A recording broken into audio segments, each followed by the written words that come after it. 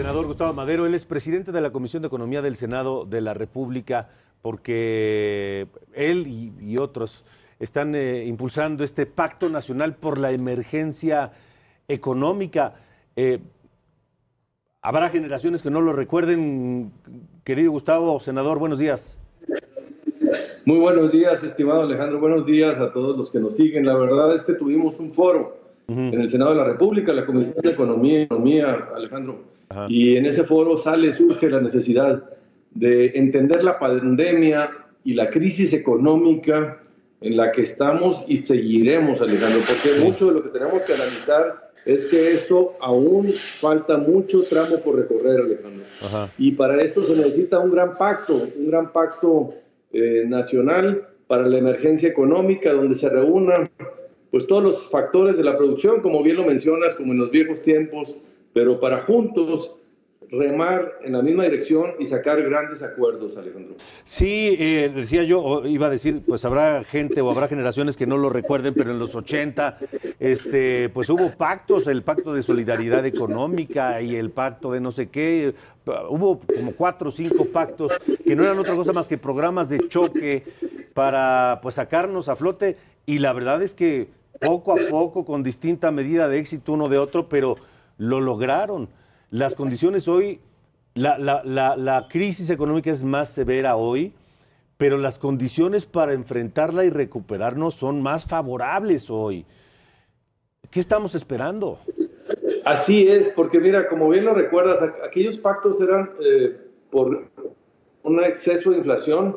La inflación se fue a las nubes, y mucho por desbalanzas, por una crisis crediticia, donde hubo mucha insolvencia. Nosotros ahorita estamos en un buen momento, Alejandro.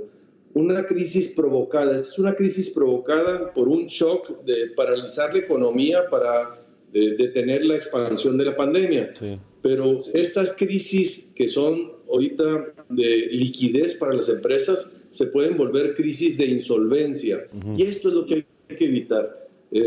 Ahorita pues a todo mundo pues no hay ventas, no hay consumo, pero tampoco hay oferta, y esto, si lo mantienes mucho tiempo y no haces nada como gobierno, y este gobierno tiene que reaccionar, no está tomando estas decisiones, Alejandro, se pueden volver destrucción de cadenas productivas enteras, y después va a ser muy difícil salir de una crisis que veníamos mal, como la economía venía desacelerándose, y esta crisis vino a exacerbar nuestras deficiencias, pero fue provocada por la parálisis. Yo le llamo que esto es como si fuera una coma inducida de la economía. Y entonces ahora tenemos que empezar a recuperar la actividad poco a poco, pero con estímulos y apoyos del gobierno y un acuerdo. Me dio mucho gusto el acuerdo que se dio sobre las pensiones. Está muy sobredimensionado, Alejandro, no es para tanto, es muy diferido y está recargado en una sola de las 3 patas, y esto tiene que replantearse en un momento, pero ahorita fue una buena señal. Así necesitamos hacer un pacto para enfrentar la crisis y para recuperar el crecimiento y atender a las personas que perderán sus ingresos y a las empresas que están a punto de caer en la insolvencia. ¿Tú crees que el gobierno lo va a entender y lo va a aceptar? Porque hasta hoy no ha querido ni siquiera escuchar al sector empresarial que está a favor de esto, a la banca que está a favor de esto, al sector exportador, en fin, muchos sectores que están dispuestos a meterle... ¿Cómo convencer a un gobierno que tiene una posición tan rígida a este respecto? Escuchamos ya al secretario de Hacienda decir de que México no tiene las mismas condiciones que lo del resto de los países del mundo para poder utilizar pues el margen que tiene. Se hablaba, por ejemplo, que tenemos una línea de crédito pagando $150 millones para tener esa línea de crédito, y no la hemos utilizado. Y decían allí los expositores, si no es para estas ocasiones, ¿para cuándo son las líneas de crédito? ¿Cuándo lo vas a utilizar? Entonces, los bienes son para remediar los males. Ahorita hay que reajustar el presupuesto, reorientar algunos gastos, pero también el poder pedir prestado para atender esta crisis es algo que está haciendo todo el mundo y que México necesita considerarlo, porque si no el daño va a ser mayor.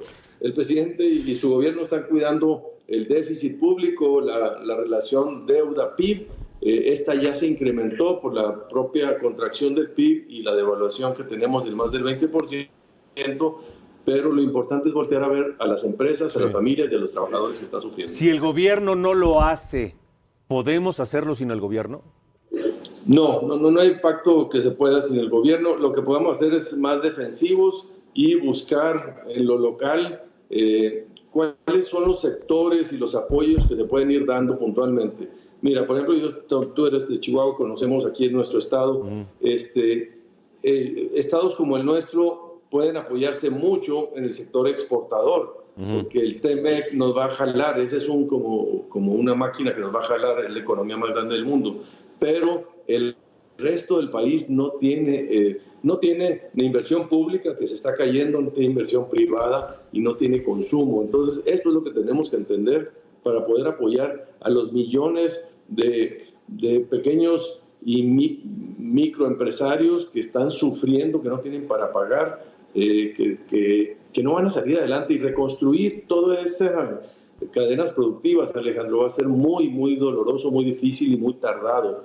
Y más de entre 10 y 15 millones de mexicanas y mexicanos entrarán al círculo de la pobreza. Eso es lo que debemos de entender y atender como la prioridad nacional en este pacto de emergencia. Ahora, pues hay que hacerlo lo antes posible, senador, porque después puede tener consecuencias irreversibles. Es correcto. Cada día que pasa están cerrando, quebrando muchas empresas y pequeños negocios, y va a ser muy difícil volverlos a activar. Tenemos 4,5 millones de empresas y ya se habla de más de un 20% que estarán en esta situación. Hay que hacerlo lo antes posible, lo dices muy bien. Estamos a un mes de que el gobierno nos pase el proyecto de ley de ingresos y presupuestos de egresos de la Federación para el próximo año 2021. Eso es la oportunidad ahorita, hay que replantearlo y abrirla, ser más flexibles y entender que la realidad cambió dramáticamente y que el gobierno debe admitir este cambio y adecuarse a esta nueva realidad que estamos viviendo. ¿Hay interlocución con el gobierno para ir, pues por lo menos dialogando sobre esto? Estamos pidiendo reuniones ya con el gobierno, con la Secretaría de Hacienda, para poder atender esta relación. Tenemos muy buena relación con la Secretaría de Economía, pero estos temas tienen que ver más con la parte hacendaria. Y ahí es donde estamos un poco más atrasados. ¿Con el presidente? No, señor, ahí no hemos tenido esa oportunidad. Ya. Lo han hecho los gobernadores, Alejandro, lo han hecho los gobernadores. Se habla, porque esto también está afectando el pacto fiscal de los estados. Tenemos un diseño fiscal muy centralizado, y así como los pequeños y medianos empresarios están sufriendo, también los municipios y los estados están sufriendo mucho.